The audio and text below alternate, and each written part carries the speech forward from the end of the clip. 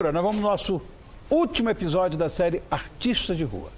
Nós já mostramos músicos, mostramos um estatuísta, mostramos um malabarista. Agora só faltou a gente dançar. Então vamos conhecer mais uma história incrível. O nosso repórter convidado, João Vitor Dalves, conta tudo pra gente. Rodou! Até agora a gente mostrou aqui no Todo Seu artistas que fazem das ruas uma vitrine do seu trabalho.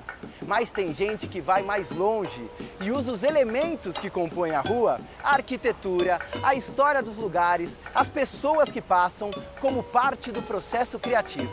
E o resultado é bem interessante.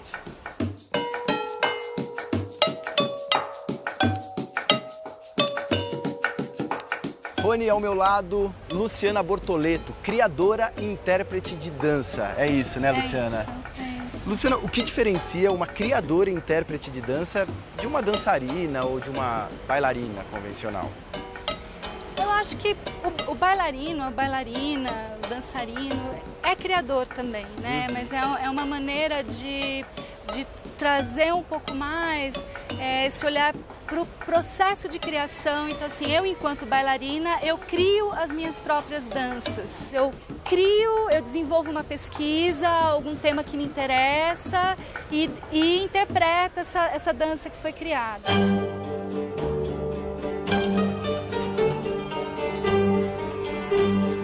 Como a gente pode chamar essa apresentação? É uma performance? É um espetáculo de dança? É arte de rua? É arte plástica?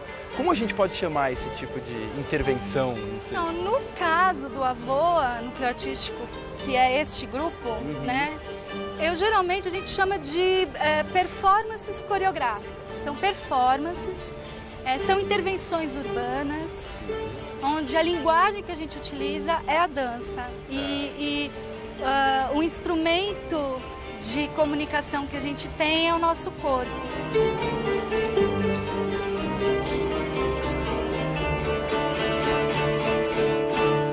E por que a rua? A rua foi um lugar onde eu consegui, junto com meus pares, explorar a linguagem da improvisação, porque a rua é o tempo todo a imprevisibilidade. Você cruza com as pessoas, você é surpreendido o tempo todo. Então é um ótimo modo de você exercitar o diálogo. Quando a gente está num palco, as pessoas vão até nós. Na rua, a gente vai onde as pessoas estão. Então, isso é muito sedutor. Quando a gente ocupa a cidade com a arte, a gente se expressa pelo movimento, a gente discute vários temas. Eu não preciso nem perguntar se a história e a arquitetura são importantes para o seu trabalho, né? São muito importantes. Sim. São muito importantes. A história da cidade, ela começa aqui. A Rua São Bento é uma rua que ela faz parte da constituição da história cristã na cidade, dos beneditinos, dos jesuítas.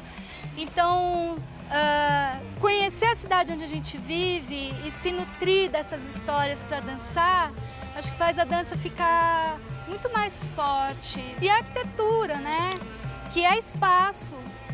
E a dança é relação com o espaço, né? E a arquitetura também, a gente dialoga com a arquitetura porque ela também provoca composições, ela também influencia a nossa dança, a maneira como a gente se desloca.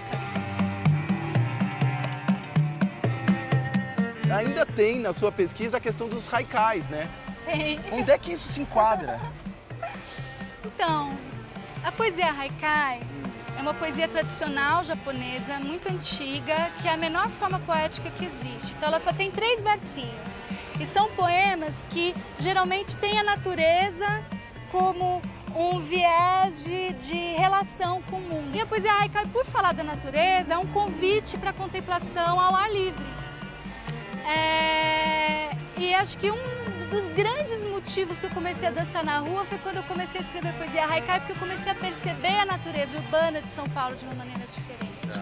E o haikai também, ele tem uma métrica, ele explora muito a concisão, a síntese. Sim. Quando a gente dança na rua, as pessoas estão indo e vindo. Não dá pra gente fazer uma dança muito longa. Então, o Haikai ele influencia a gente a criar danças bem concisas, feitas para serem vistas por quem passa. Já viveu alguma situação inusitada? Ah, muitas. Por exemplo, estar dançando no pátio do colégio e passar um grupo de 60 crianças no meio da intervenção. De o garçom sair de dentro da loja e começar a dançar. E preconceito? Você já viveu algum preconceito por estar na rua? Já. Todos os dias a gente vive alguma situação maior ou menor de algum tipo de preconceito. Pelo fato justamente do artista de rua, de certa forma, é considerado uma arte menor. O preconceito ele parte um pouco daí, de achar que arte não é trabalho, não é ofício, que o profissional da arte não é profissional, é só brincadeira, né? E que é aquela tradicional pergunta, mas você é artista, mas você trabalha no quê? A gente teve em 2013 a Lei do Artista de Rua. Você sentiu alguma diferença na cidade depois que essa lei foi aprovada? Sim, depois que essa lei foi aprovada,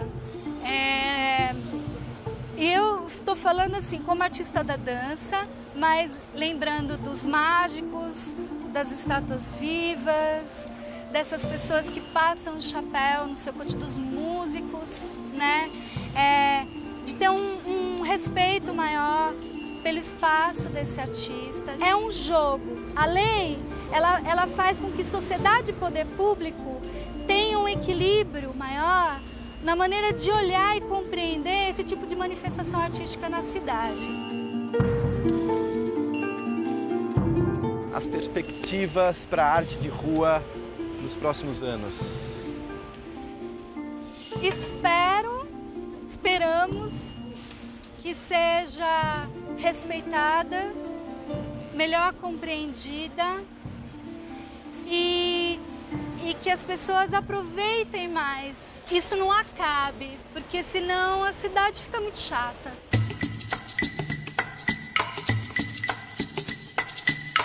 A cidade está em movimento como uma performance de dança. Ela é um grande palco para a cultura, para os artistas e para as pessoas. E que esse colorido se multiplique cada vez mais, enriquecendo e mudando o dia a dia de quem passa pelas ruas de São Paulo.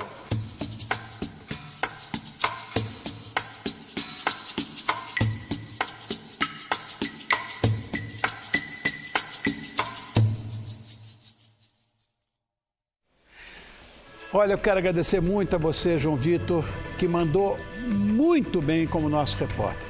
Obrigado, Monitão. E, claro, agradecer e parabenizar a todos os artistas que colaboraram com essa série. Lembrando que na próxima segunda-feira vamos estrear mais uma nova série, dessa vez sobre animais profissionais, como, por exemplo, cavalos da polícia, o cão-guia, por exemplo. Essa é uma série imperdível. Segunda-feira a gente começa.